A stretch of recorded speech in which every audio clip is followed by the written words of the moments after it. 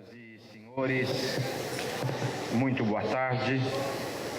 Em nome do ITAESA, Instituto de Tecnologia Aplicada em Energia e Sustentabilidade Socioambiental, e a Prefeitura de Niterói, parceiros na organização e desenvolvimento da Niterói Naval Offshore Expo and Conference 2011, eu tenho o maior prazer de saudá-los e dar-lhes as boas-vindas para a continuação do ciclo de conferências que faz parte do evento principal.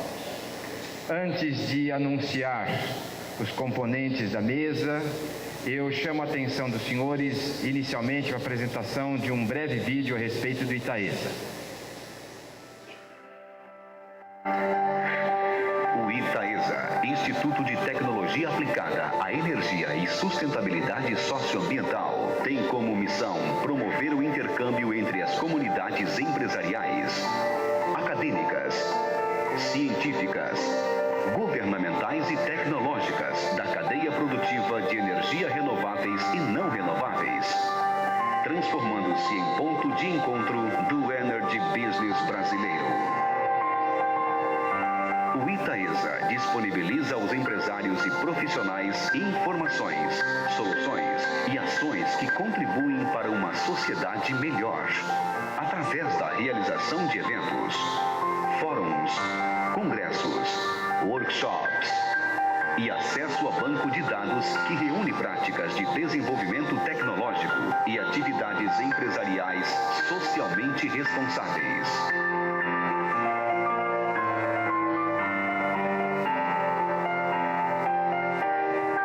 ITAESA. Consciência, tecnologia e energia. Para compor a mesa dos painelistas da tarde de hoje, com o tema Oportunidades, Logística e Contratações, Logística de Apoio, eu convido para ser o moderador da tarde de hoje, meu amigo Alexandre Gurgel. Tenho o prazer e honra de convidar para compor também a mesa Paulo Pechinat. Tenho o prazer de convidar Edgar Strauss Júnior para compor a mesa. Queria começar agradecendo a você, Pedro, desejando também uma boa tarde a todas as senhoras e senhores presentes, aos nossos colegas de mesa, aqui do meu lado o Edgar, da Brasil Supply, e o Paulo, da Transpetro. Eu estava brincando com um colega meu da Secretaria de Desenvolvimento Econômico do Estado, que principalmente o público acadêmico que está em formação, que está acompanhando esse evento que começou na segunda-feira, hoje vai ter o privilégio de assistir a um conjunto de palestras e um debate com dois monstros aqui da logística. A gente está falando da Brasil Supply e da Transpetro. Na verdade, eu brincava com ele que eu chamava que a gente ia ter um combate entre o Minotauro e o Minotouro. Bom, nosso painel vai tratar de logística de apoio, dentro das oportunidades, dos investimentos que todos estão observando acontece no Brasil e em especial no estado do Rio de Janeiro. Então, nós não vamos aqui tratar do tema logística de maneira pedagógica, discutindo o principal modal de transporte rodoviário ou ferroviário, discutindo a logística portuária, mas sim a logística enquanto conjunto de solução para esse setor. Então, para que a gente tenha, ao final das apresentações, bastante tempo para debater e interagir, eu vou pedir, então, que o palestrante da Transpetro inicie e a gente já comece a entender o tema e o foco do evento. Obrigado, Paulo. Bom, boa tarde a todos. Como já foi anunciado, eu trabalho na Transpetro, estou hoje respondendo por uma recém-criada área dentro da Transpetro, criada pelo presidente Sérgio Machado, está fazendo 1 ano, né? Foi mais ou menos final de outubro do ano passado, uma área para focar todos os projetos ligados à logística do pré-sal que estariam linkados à atividade da Transpetro.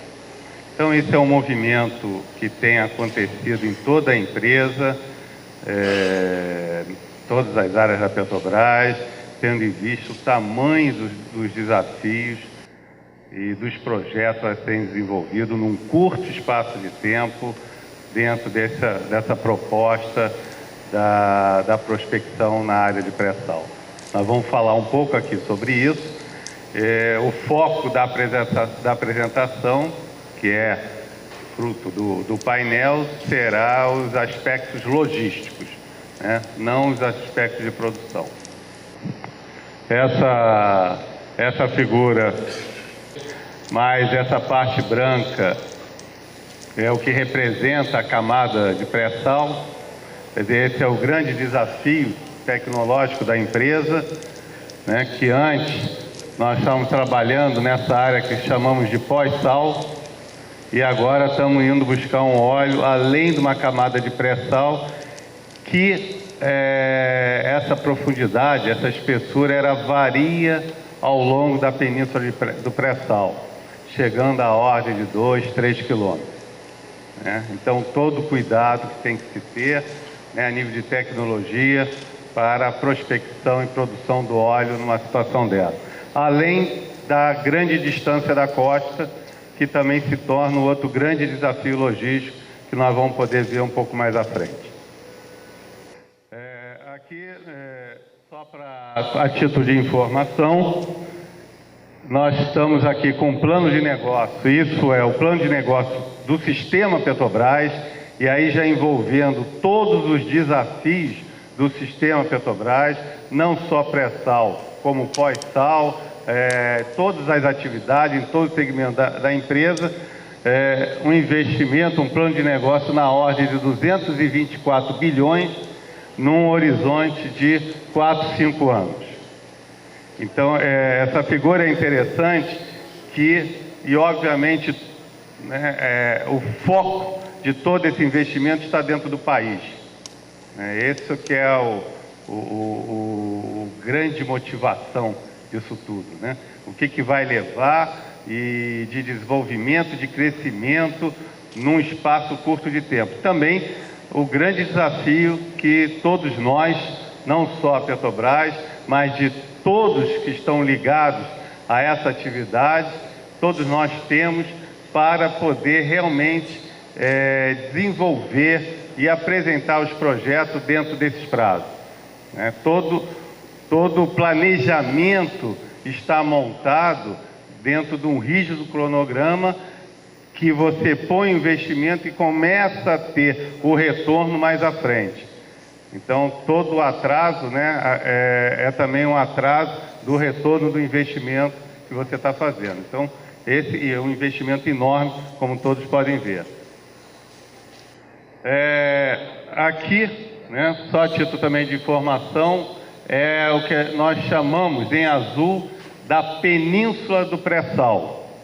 Então, a Península do Pré-Sal, ela pega desde do estado de Santa Catarina, passando pelo Paraná, São Paulo, Rio de Janeiro, até o Espírito Santo. Nós vamos ver que quando nós falamos hoje de pré-sal, nós estamos falando apenas de uma pequena área dentro dessa península do pré-sal. Que essa pequena área é uma área enorme, mas hoje todos os esforços estão concentrados nessa área, né, dentro do Plansal, do programa, né, de desenvolvimento do pré-sal, mas apenas uma pequena área, em torno de 30% dessa península. Aqui, só mostrando que essa península está dividida, né, dentro das duas bacias do sistema Petrobras, a bacia de Campos e a bacia de Santos. Bom, aonde nós estamos hoje atuando? atuando nessa área e outra coisa que é importante, quando se fala do pré-sal, a Petrobras está sempre atuando com parceiros, né? Então nós podemos ver aqui alguns parceiros da Petrobras nos seus blocos, como Shell, British Gas, Repsol, Galp, são alguns parceiros que a Petrobras tem dentro dessa área que ela está atuando. E que área é essa? Aqui nós podemos ver, olha, é essa área aqui, e aqui a gente compara a área que nós estamos atuando hoje com a área da Bacia de Campos, que sempre foi o carro-chefe da Petrobras, né? 60%, 70% da produção do sistema Petrobras estavam concentrados aqui na Bacia de Campos. Então, só para que está representado aqui em cima, só para nós termos uma ideia, que essa pequena área dentro da península do pré-sal, o que ela corresponde dentro da península toda, né? Então, se nós fizermos uma comparação da Bacia de Campos com a península do pré-sal, essa pequena área é maior que a Bacia de Campos, na região do pós-sal. Bom, o outro desafio, como eu comentei inicialmente, é a distância. Nós estamos, em média, mais de 300 quilômetros da costa. Então, a empresa está tendo que repensar todo o seu modal logístico, seja ele de gasodutos, de oleodutos, de embarcações offshore, de navios, de pessoas, né? Toda a logística para suprir essa produção a uma distância tão grande da costa. Então aqui podemos verificar alguns pontos de projetos que nós estamos trabalhando para atender essa área, né, que é a parte de embarcações, de hubs. Por exemplo, nós estamos estudando muito a questão de hubs, vários tipos de hubs. Por exemplo, o hub de diesel, né, que abastece as plataformas. Então, fica muito caro você pensar em estar sempre indo à costa para buscar esse diesel e suprir as plataformas. Então, estamos estudando ter, no meio do caminho, alguns hubs que ficariam posicionados e com embarcações menores estariam abastecendo essas embarcações menores que daqui desse ponto sairia para abastecer as plataformas. Então, quando um hub desse estivesse no final do seu fornecimento, ele voltaria para a costa e um outro hub continuaria atendendo. Isso é um dos estudos, né? O outro é o hub dos fluidos, que são necessários para a área de produção, para a área de prospecção, também dentro do mesmo modelo. E hub de passageiros. Uma coisa, né, extremamente nova para nós, né, pensarmos nisso, mas estamos estudando a possibilidade de ter um hub onde nós pudéssemos levar todas as pessoas para esse ponto, né, com uma embarcação de porte grande ou de porte médio, e dali distribuir essas pessoas para as diversas plataformas de helicóptero. Tá? Então, isso você define o tipo de embarcação, o tipo de helicóptero necessário, né? Se é um helicóptero que não precisa sair da costa e vencer essa distância de mais de 300 quilômetros, é um outro tipo de aeronave. Então, mas hoje existe um desafio tecnológico de como fazer o transbordo das pessoas para a embarcação, da embarcação para o hub, né, porque está no mar, então na hora 2 embarcações em movimento, a todo o aspecto de segurança. Então, existe um grupo específico desenvolvendo esse projeto, com participação da Transpetro, na área do EIP da Petrobras, do SEMPES. Estamos vendo o que se tem no mundo. É uma coisa assim, o desafio é grande, porque muitas coisas que nós estamos pensando, né, para viabilizar alguns projetos, nós não temos em prateleira, não temos isso acontecendo em nenhum lugar do mundo. Então, nós vamos ter que realmente vencer, né, esse pioneirismo. Você pega algumas tecnologias, né, e tem que juntar para desenvolver uma tecnologia própria. Então, esse é um dos aspectos, né, a questão dos hubs, dentro da questão logística. Um outro ponto que nós estamos entrando agora em 2012, já na fase de construção, é o que será o nosso primeiro terminal oceânico. Nós vamos ter um terminal a 90, quase 100 quilômetros da costa, né? Por que esse terminal a essa distância? Porque vários óleos que vão sair da produção, eles vão ter um destino de exportação. Então, se você tiver que pegar esse óleo, tiver que trazer esse óleo até a costa, em um dos nossos terminais, você vai ter que ter uma frota que consiga atender essa logística nesse tempo. Se você tiver um ponto intermediário, você precisa de uma frota de supply menor.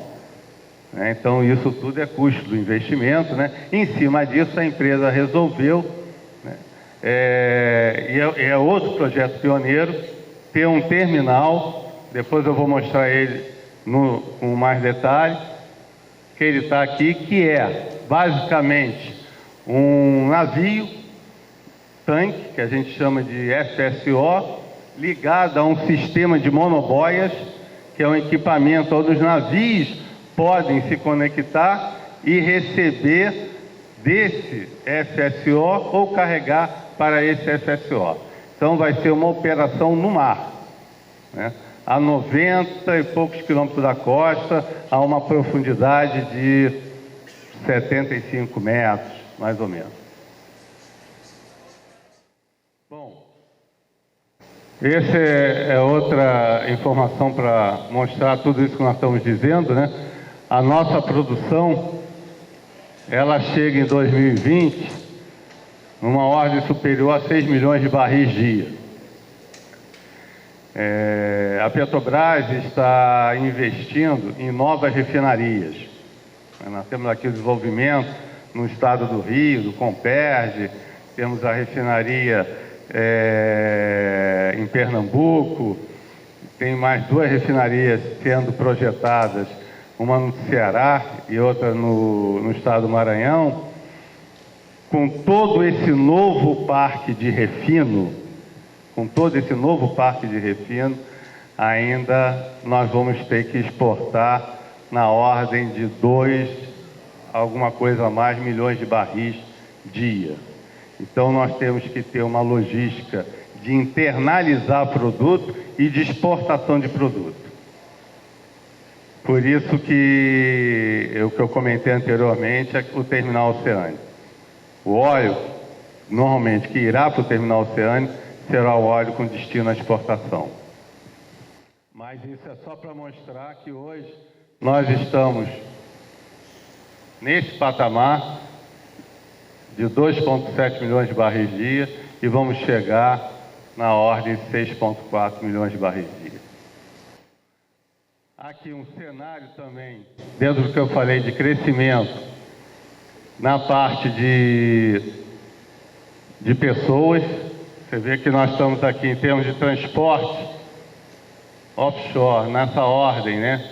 Isso é dia, de 100, e vamos chegar na ordem de quase 800 pessoas movimentando, tendo que levar ao mar diariamente. Então, isso requer realmente uma lógica diferente do que é feita hoje. A parte também de aeronaves, do crescimento, a parte de combustíveis, eu comentei, né? Tudo crescimento exponencial de diesel, dos fluidos, né? Tudo isso vai ter que ter uma logística de dutos, de embarcações, de pessoas qualificadas. É um outro grande desafio nós termos mão de obra especializada para atender toda essa demanda, né? Eu estava comentando até um pouco antes da apresentação que, como foi falado no início, eu, Alexandre, eu me formei em 1980 e eu brinco às vezes dizendo assim, que eu sou o engenheiro da crise, porque eu peguei um momento sério de crise nesse país, né? Final da década de 80, início da década de 80, 83, 84, foi um ano difícil. E eu falo para a turma nova que está chegando hoje, que eu tenho uma grande inveja, porque é o melhor momento para você chegar no mercado. Você tem que se preparar, se capacitar, investir em você mesmo como produto, porque as oportunidades são diversas. E uma das grandes preocupações do sistema Petrobras é ter um corpo técnico capacitado para poder enfrentar todos esses desafios, não só dentro da empresa, como fora da empresa.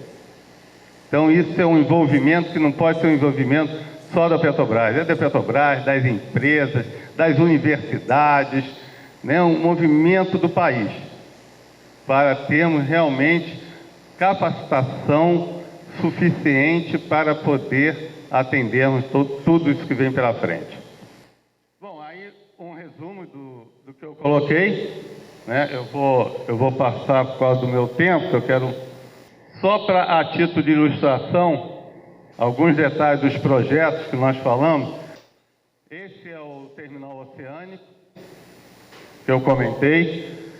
Então, você tem aqui o terminal oceânico, você tem essa embarcação, que é um FSO, ligado através de mangotes e dutos a esses dois equipamentos, que são as monoboias, e ele pode receber os navios que vêm da área de produção, descarregar para ele, e dali ele carrega navios convencionais. Como pode haver o transbordo entre os dois navios. Então, como eu comentei, isso é uma operação que será feita a 90 quilômetros da costa. Esses são os projetos que nós estamos estudando como hub de passageiro. Então, tem um modelo que é você basicamente ter um navio, né? Agora eu não consigo passar ali vendo os cruzeiros e não pensar no hub de passageiro, né? Parece um cruzeiro, né? Nós vamos ter que botar no mar. Mas estamos pensando, mas aqui tem o grande desafio de como as pessoas embarcarem no mar. Então, estamos agora estudando um projeto de monocoluna, que é esse daqui, em que, pela essa parte aqui, a embarcação consegue entrar, ela é posicionada, fixada, e dali você consegue embarcar e desembarcar as pessoas. Então, esse é um modelo que está sendo estudado agora. Ainda não está definido. Bom, nesse slide, a informação que eu gostaria de passar é, hoje, se nós formos olhar os barcos de apoio, né? Nós estamos vendo aqui vários fornecedores nessa área de barcos de apoio aí na feira. Eu tive a oportunidade de dar uma volta na feira antes de chegar aqui. Nós vamos sair por uma frota de 287 embarcações de apoio para uma frota em 2020 de 568 embarcações. Nós vamos ter que dobrar essa frota, só para barcos de apoio. só para barco de apoio, né? Então, obviamente, nós temos que estar preparados para isso, né? Os estaleiros, os fornecedores, não só os estaleiros de construção, como os estaleiros de manutenção. Quer dizer, temos que estar estruturados para uma dimensão dessa. Outro projeto nosso são os projetos de novos terminais, né? E não sei quem conhece o terminal de Angra dos Reis. É um grande terminal que foi construído na década de 70. Na época, o país era um grande importador de petróleo. Então, esse terminal, ele nasceu com a vocação de importação. Então, 70% do óleo importado no país na época entrava pelo terminal de Angra dos Reis. Esse terminal, ele vai passar por um grande investimento a nível de ampliação e se tornará no grande terminal exportador do sistema Petrobras, né? Além dele receber óleo para suprir a nova refinaria, o sistema do Compés, a Reduc aqui no Rio de Janeiro, através de dutos, que o sistema está interligado, a Regap em Belo Horizonte, ele vai exportar mais de 1 milhão de barris dia. Ele é composto de duas áreas, aquela área do slide anterior e mais essa área, interligado por dutos. E aqui é uma projeção da ampliação que vai ocorrer nos seus pias, que hoje nós temos 2 berços e vamos ter mais 4 berços, vamos operar com 6 berços. Nós não temos hoje nenhum terminal com 6 berços. Então esse se torna, hoje o maior terminal do sistema Petrobras é o terminal de São Sebastião. O terminal de Angra dos Reis vai se tornar um terminal maior a nível de movimentação de produto que o terminal de São Sebastião. E o terminal de São Sebastião também será ampliado. Então, isso é só um exemplo. Estamos estudando aqui no estado do Rio também um terminal na região de Itaguaí, de Maricá, né? Aliás, olhando para o estado, realmente é um momento assim belo, né? De projetos e de como o estado vai se transformar nesse apoio a essa nova fase. Então era isso, gente, que eu queria passar. Acho que eu passei só um pouquinho do meu tempo e depois eu fico à disposição para qualquer pergunta que porventura haja. Obrigado.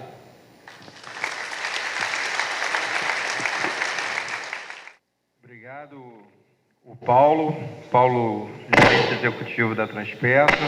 Nós vamos escutar então agora em ato contínuo o Edgar da Brasil Supply, diretor comercial da empresa. Obrigado, Edgar. Bom, boa tarde a todos. Um prazer estar aqui com vocês. É um privilégio a gente poder apresentar aqui a Brasil Supply. Na verdade, muito própria a apresentação da Brasil Supply depois do Paulo dessa explanação do pré-sal, porque eu estou na Brasil Supply como diretor da Brasil Supply. Na verdade, eu tenho 25 anos de Petrobras, né? Vocês vão ver por que depois eu estou na Brasil Supply. E a gente, quando está na Petrobras, a gente vê esses mega projetos e a gente fica pensando, como é que a gente vai colocar isso para funcionar, né?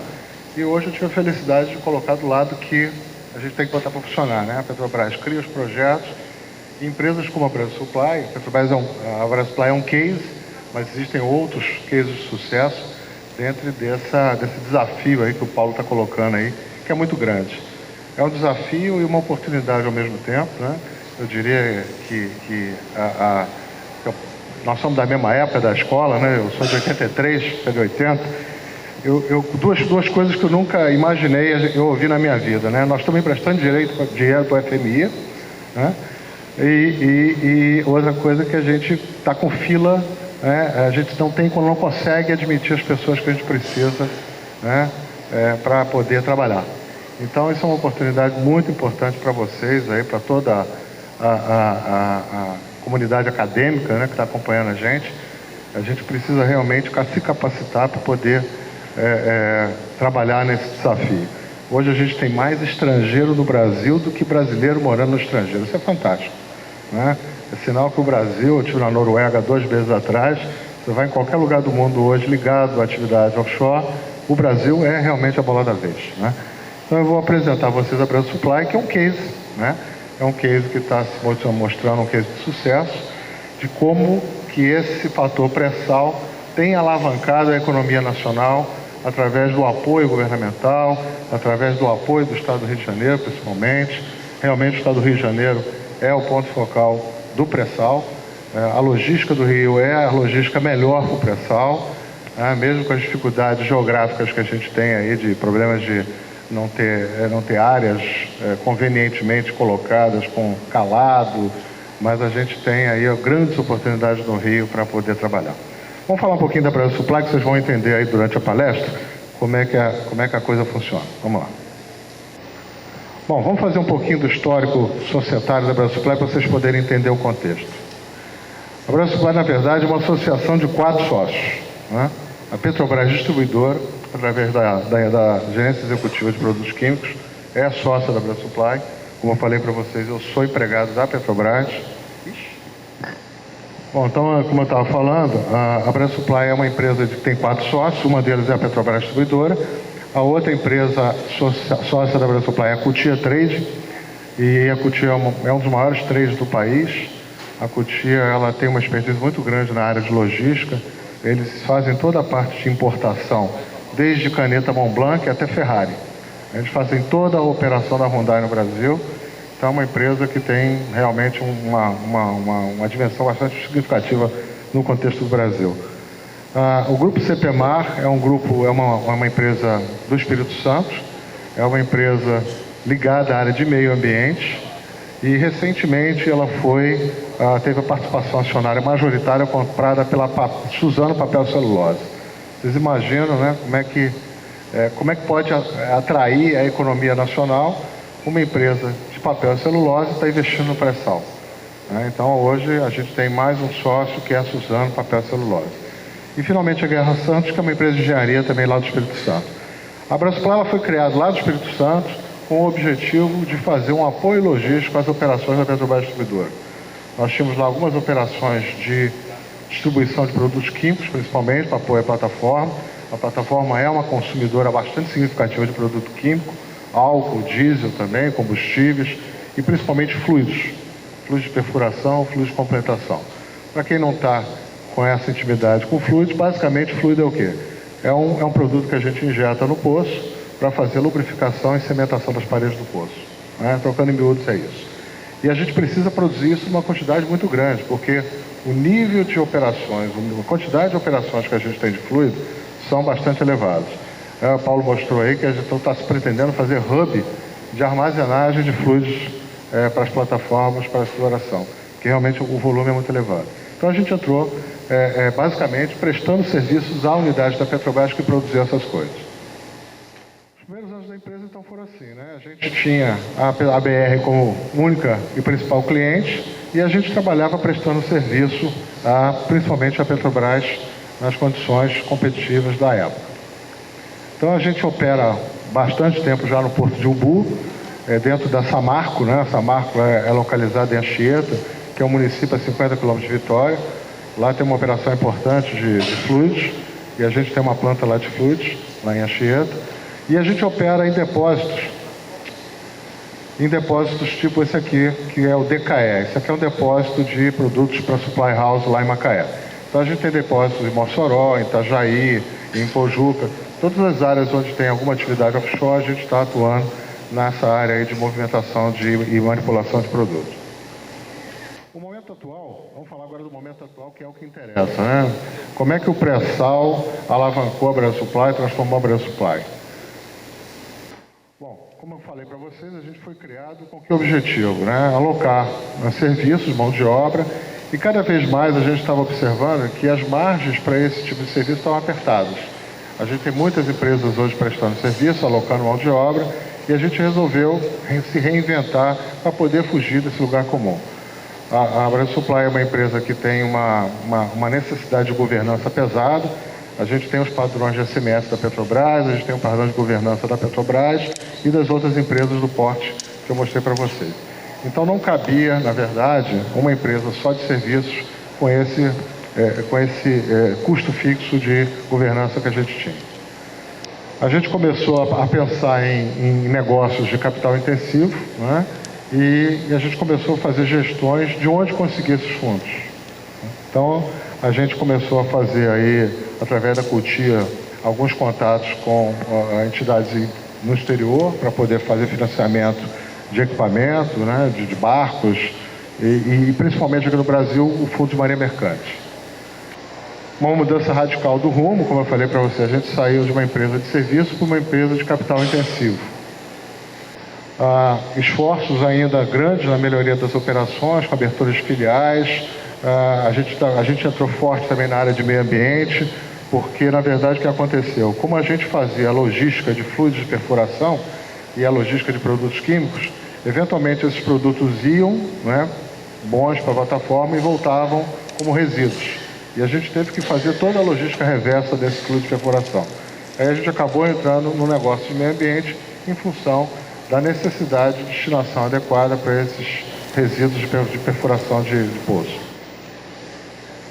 A desenvolvimento da governança, nós investimos bastante na governança corporativa, seguindo os padrões da Petrobras, e elaboramos um plano de negócios para poder enfrentar os próximos 10 anos aí o desafio do pré-sal. Então, como eu falei para vocês, Business Plan é uma palavra meio mágica, mas é um negócio muito importante. A gente trabalhar com planejamento é um negócio fundamental para qualquer tipo de empresa, qualquer empresa que queira ter sucesso. O primeiro passo foi a gente planejar. A gente ficou um ano planejando o que fazer da Brasil Supply. Então, nós investimos através de uma consultoria, nós contratamos uma consultoria e a gente elegeu algumas áreas de negócio, né, essas 4 áreas de negócio, como os negócios do futuro da Brasil Supply. Então, nós elegemos navegação, serviços ambientais, fluidos e logística de apoio offshore como os negócios do futuro da Brasil Supply. Então, a gente montou vários projetos e alinhou esses projetos buscando dar o quê? Uma integração dos serviços de apoio offshore. Então, hoje a gente tem serviços de onshore, a gente tem apoio em terra e tem barcos operando também para a Petrobras. E no futuro próximo a gente vai estar, inclusive, operando alguma coisa dentro das plataformas. Essa que é a ideia. É a gente fazer a integração completa, por exemplo, do fluido de perfuração, desde o momento que nós produzimos o fluido até a hora da aplicação do fluido. Essa que é a nossa ideia de integrar as ações para poder apoiar esse projeto da Brasil Supply da Petrobras de desenvolvimento. Bom, no futuro da navegação, só para dar os números para vocês, a gente hoje tem o Fast Supply Vessel, né, que é um barco de alumínio, é um barco que a gente chama o TAX da área de offshore, que é um barco que dá 29 nós, ele é feito em alumínio, mas um barco de tecnologia de primeira.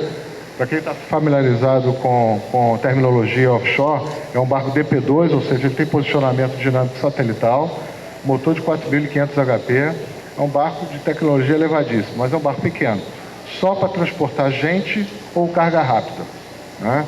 Então a Brasil Supply está com 3 barcos desse em operação e 10 outros barcos desses em construção. Aí a gente começa a ver o desdobramento do que o Paulo apresentou para vocês, dos desafios da realidade. Isso é a realidade, né? A Brasil Supply realmente entrou nesse negócio como novata. A gente nunca tinha entrado em navegação. A gente entrou forte, a gente já está aí com 17 embarcações em construção, né? Esses 13 barcos aqui e mais 4 barcos PSVs, que são barcos de apoio de carga maior. São barcos que variam de 3.000 a 4.500 toneladas. É um investimento pesado, é um investimento só nesses barcos aí da ordem de 600 milhões de dólares. Boa parte dele financiada pelo governo federal através do Fundo de Marinha Mercante, né? E nesse negócio de navegação, se não tiver apoio governamental, não tem competitividade. É um trabalho que a gente precisa fazer, né? Eu creio que tenha colegas de estaleiro aqui. É um trabalho que os estaleiros do Brasil precisam fazer de aumentar a competitividade dos seus negócios. Hoje a gente compra um barco na China por metade do valor do barco brasileiro. Isso é um desafio para a gente precisa diminuir essa distância. Eu sei que a gente nunca vai conseguir passá-los, né? Nunca, eu não sei, porque muita coisa eu pensei que nunca eu ia falar e estou falando, né? mas é difícil, né? Um barco chinês hoje custa metade do preço brasileiro, mas um norueguês, que é o estado da arte de barco offshore, ainda custa mais barato que um barco brasileiro. Então, são um desafio para a gente, aí, nós todos que estamos nesse mercado, estaleiros, armadores, de tentar realmente dar maior competitividade à construção desses barcos. Bom, a gente tem novos 3 projetos, além de PSVs, já priorizados no Fundo de Marinha Mercante. A gente está falando de HTS. A HTS é um barco mais sofisticado ainda que o PSV. Basicamente, o HTS é um barco que faz posicionamento da plataforma. É um barco Anchor Handler Supply, ou seja, ele faz manipulação da ancoragem da plataforma. Ele lança torpedo para poder fixar a plataforma no posicionamento correto para fazer a operação. É um barco de uma operação difícil, né? É um barco que a gente tem um desafio muito grande de tripulação, porque hoje no Brasil é muito difícil encontrar tripulação para operar esse barco.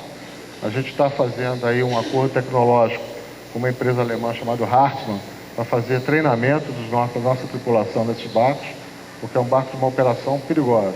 Ele manipula a ancoragem, então o barco, se não tiver um cuidado, ele pode ter um acidente sério. E a gente está com 3 projetos aprovados já no Fundo de Marinha Mercante para começar a construir já o ano que vem. Bom, dentro daquela linha de planejamento, a gente, como eu falei para vocês, a gente tem um planejamento do crescimento da Brasil Supply na área de navegação, e a nossa ideia é botar 6 barcos novos todo ano no mercado e em 10 anos a gente representar 8% do mercado nacional de embarcação. Eu só estou dando esses números não para mostrar a importância de um planejamento adequado no crescimento de uma empresa. Então, é para dar ênfase a esse aspecto. Agora, é uma brincadeira para gente grande, né? É uma brincadeira de um investimento bastante significativo. Nós estamos investindo 6 bilhões de reais em barco. Obviamente, quando eu falo nós somos sócios do Banco do Brasil, da Caixa Econômica, do BNDES.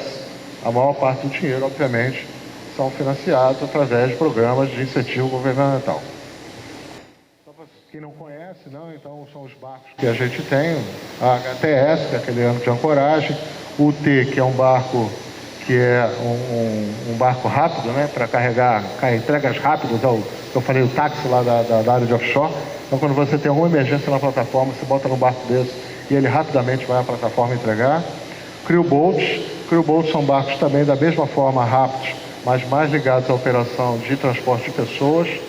Nas plataformas do Nordeste, eles têm uma operação muito grande em função da proximidade das plataformas com o litoral. E os tradicionais PSVs, que são os barcos tradicionais de apoio offshore. Bom, além da área de navegação, a gente está investindo também na área ambiental. A gente, com o aumento aí, a gente conseguiu captar no mercado que com o aumento da pressão, né, de legislação ambiental, a questão da nova política de resíduos, a própria questão da Petrobras, da sua exigência, né, de operação ambientalmente correta, a gente detectou que isso é um belo negócio e a gente consegue também fazer importantes ganhos para a empresa com a atividade de meio ambiente. Então a gente está implantando 5 sites de tratamento de resíduos, apenas resíduos industriais. A gente não vai entrar em lixo, a gente não vai entrar em resíduo hospitalar, especificamente resíduo industrial linkado à atividade de óleo e gás. Então a gente está implantando no norte do Rio, no Espírito Santo, na área da Baía de Sepetiba, no Vale do Paraíba e no Alto São Francisco, né? Essa área de meio ambiente.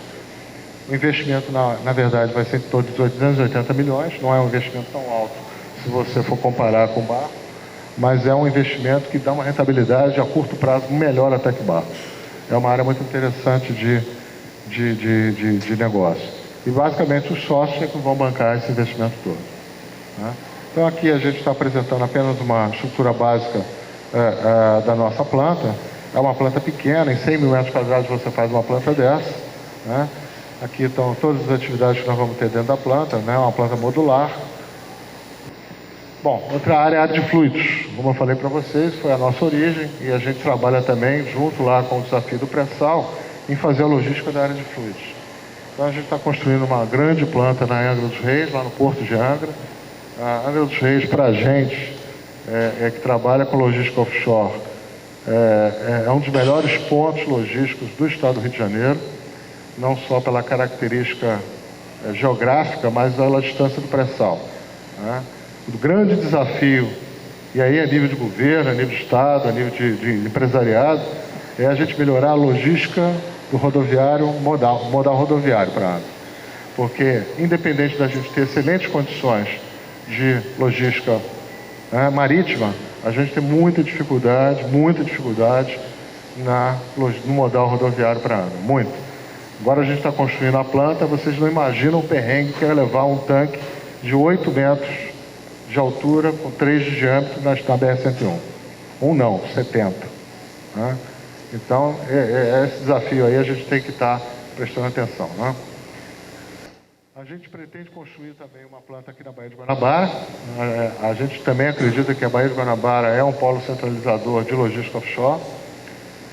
A gente tradicionalmente já trabalha em Vitória, a gente pretende ampliar a nossa capacidade em Vitória. E a gente pretende construir mais 2 plantas. Uma em Santos, São Sebastião, e outra em Aracaju, que não está se falando aqui, mas é uma nova fronteira de descoberta de novas áreas importantes na área do OEP. Então, Aracaju a gente acredita também que daqui a alguns 5 anos, vai bombar. E a gente já está se preparando para isso. Então, algumas fotos lá da planta, com a área de construção. Essa já é a planta, já em construção. Você vê que não é uma planta pequena, né?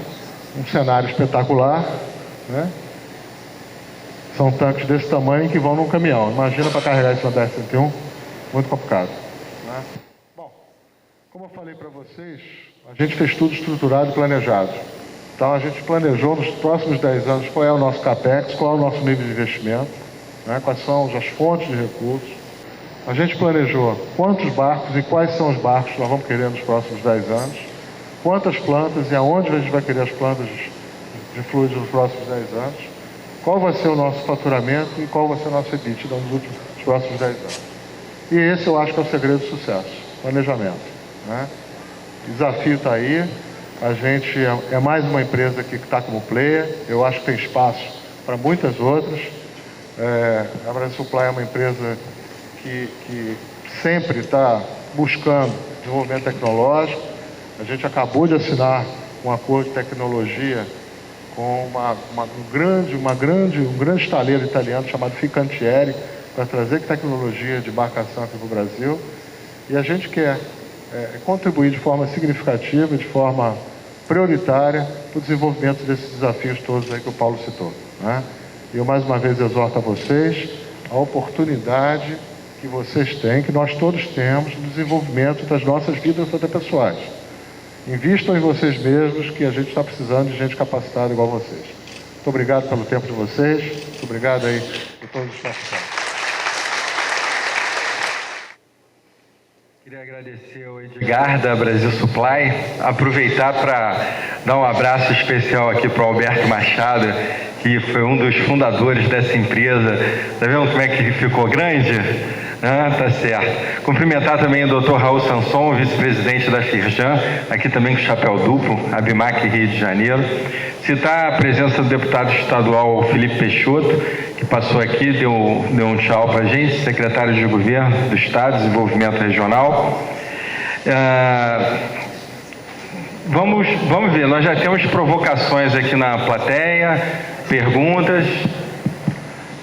Quem que me ajuda, Pedro? É ela? O moderador tem que... quando o moderador faz logo 5 perguntas aqui, enquanto eles estão falando, porque se a plateia não tiver, o moderador tem. Boa tarde a todos. Paulo Sérgio Galvão, diretor da ABIN, Associação Brasileira da Indústria Elétrica e Eletrônica, onde eu coordeno nacionalmente o setor de petróleo e gás e indústria naval. Pergunta para o diretor comercial da Brasil Supply, Edgar Chau Júnior. Ali na sua apresentação tinha 6 projetos, 3 HTS e 3 Supply Boats, financiados pelo Fundo Nacional de Marinha Mercante. Queria lhe perguntar qual é o nível de conteúdo nacional exigido, já que o recurso é público, e qual é a expectativa de atingimento desse percentual. Obrigado. Bom, até por exigência do fundo, quanto maior o percentual, né, de conteúdo nacional, maior é o nível de financiamento de recursos. Então, a gente está trabalhando com um target de 80%, né, de conteúdo nacional. A gente, inclusive, está desenvolvendo os fornecedores. Barcos de offshore são barcos sofisticados. São barcos que têm pouco aço, mas muita tecnologia. Então, os nossos barcos, por exemplo, PSVs, eles são todos com design Rolls-Royce. Então, os azimutais ainda são importados, os motores são importados, né? Os principais itens são importados.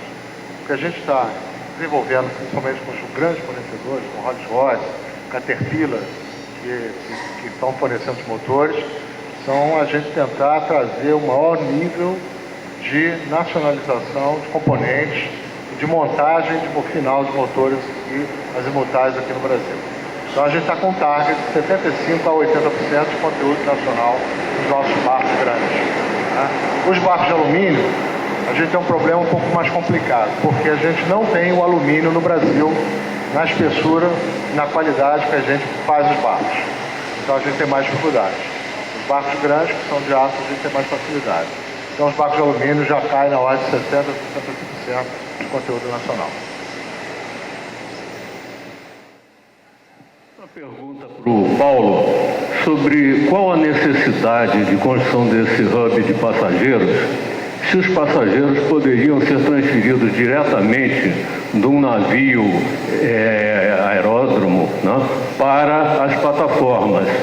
Desse modo, não seria necessário esse transbordo adicional do navio para o hub e do hub para as plataformas. Isso ocorreria diretamente, esse navio ficaria rodando, indo e voltando a cada dia do centro da região da Bacia de Santos para a Baía de Guanabara. Né? Então não entendi qual a necessidade do hub de passageiros. Essa pergunta é muito boa, né? Porque, como eu comentei, é um assunto que tem dado uma discussão muito grande dentro da empresa,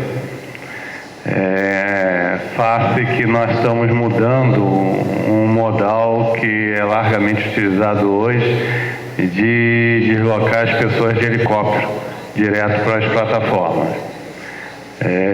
Como eu comentei antes, o que faz mudar ou buscar uma segunda alternativa é a questão da distância.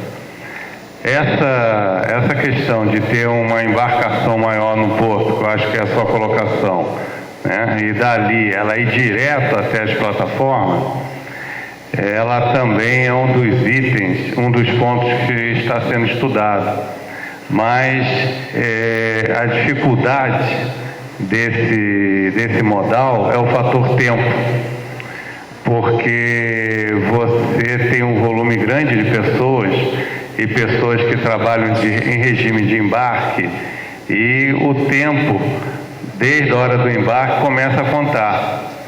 Então, dependendo do acréscimo desse tempo, você tem que ter um grupo maior de profissionais ligados a uma determinada plataforma, porque o relógio vai estar contando desde o momento que ele sai do porto, né? No momento que você consegue deslocar ele para um ponto intermediário com embarcações menores, mais rápidas, e dali fazer a distribuição nos diversos pontos através de helicóptero, esse tempo cai. Quer dizer, eu não sei te dizer aqui os números, né?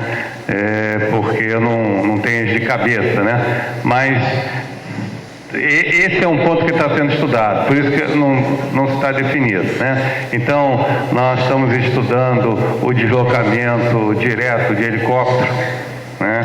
O helicóptero ele tem que ter autonomia para chegar ao seu destino, poder retornar do seu destino e ter mais 2 ou 3 horas de voo, né? Então, devido a essa distância, são aeronaves especiais. Estamos estudando essa questão de sair direto do porto, como a questão do hub de passageiro. E tudo isso é uma conta, né, de ver qual é o processo mais otimizado. E mais seguro, obviamente, né?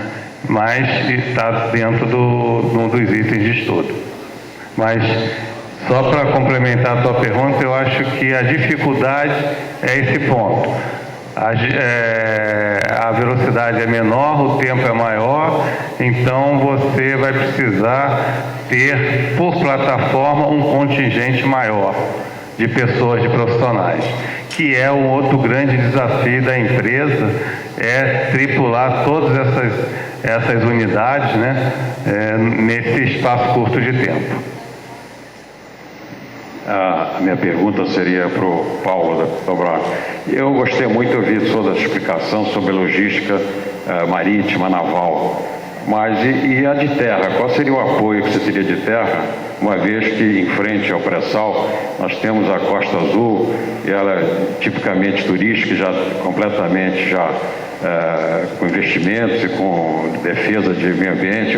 Da onde sairia? Seria de Macaé? Seria a base naval, ou já tem algum estudo em cima dessa costa entre Santos e Rio de Janeiro? Eu acabei não abordando esse ponto, era um dos itens, né? Mas são as bases offshore, né? E com certeza não dá para pensar em Macaé, né? Macaé está realmente no seu limite. Então a empresa está estudando várias áreas para ter grandes bases offshore. Por exemplo, no estado do Rio, na região de Itaguaí. Na região de Itaguaí existe um grande projeto da Petrobras em que se está estudando um terminal de líquido, de entrada de petróleo, mas também uma grande base offshore com uma área também para aeronaves. Um aeroporto em Itaguaí. Está sendo estudada também uma grande base offshore em Santos. Uma das alternativas é na base aérea da aeronáutica, em Santos. Está sendo olhado outras áreas ao longo aqui entre o estado do Rio e o estado do Espírito Santo, que a empresa está estudando também, que pode, eu só estou falando de grandes áreas, né? Fora essas grandes áreas, a empresa está buscando também retroáreas dentro do estado. Quem pegar a linha vermelha ali na altura para a entrada da Washington Luiz, tem uma grande área que está sendo preparada, e isso vai ser uma grande retroárea para as bases de apoio offshore, que hoje nós estamos utilizando o Porto do Rio de Janeiro. Então existem várias iniciativas. Agora, as iniciativas, elas são de médio e de longo prazo. Essas bases menores são as iniciativas de médio prazo, algumas áreas até para, como aqui o Porto Rio, para aguardar a estruturação das áreas maiores, que tem uma projeção de estarem prontas lá em torno de 2015 e 2016. Né? Obviamente, onde que vem o pico nosso, né? Mas já existe hoje uma necessidade de incremento nessas áreas, porque realmente não dá para pensar em Macaé. Nosso interesse maior é que a gente não queria transformar ou a base do Itaguaí ou a base de Santos numa Macaé 2, que existe problemas, pelo que eu estou vendo aqui, a Brasil Supply já está tendo problema naquela área de Angra, que passa ali para o Itaguaí. Então, há interesse do sistema Fijan junto com o Estado, aí, com o Gogel, de que a gente fizesse um planejamento macro daquela área para quando fosse instalado essa indústria que gira em torno das bases navais, não tivesse os problemas graves e grandes que são de Macaé, que o senhor deve conhecer bem. Eu vou aproveitar a fala do Dr. Raul, então, e colocar à disposição o sistema Firjan e o Governo do Estado, através da Secretaria de Desenvolvimento Econômico, para tão logo a Petrobras tenha definido onde serão as grandes bases offshore, que nós possamos iniciar o nosso trabalho de apoio logístico, de estrutura, de infraestrutura, de investimento, formação de mão de obra, para que essas regiões não tenham aquele impacto de vizinhança negativo. Eu acho que nós temos tempo para mais uma pergunta. Deixa eu só para complementar que realmente é uma colocação extremamente importante, porque não dá para se pensar hoje em crescimento, em desenvolvimento, sem pensar em sustentabilidade dos projetos. Isso é mandatório, é obrigatório de todos nós. Então, essa visão nós temos que ter. Os projetos têm que ser sustentáveis com relação aos aspectos ambientais, por exemplo. Com relação a Itaguaí, e cabe para qualquer projeto, sua colocação é perfeita, né?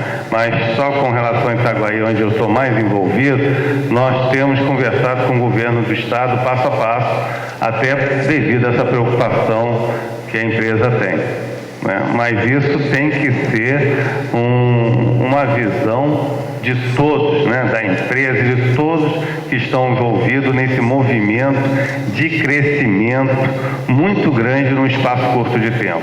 Não podemos perder esse foco. Então, a sua colocação está perfeita. Edgar, porque o custo em relação aos outros países, na nossa Constituição Civil, é mais caro, em termos da China, que você citou, e da Noruega?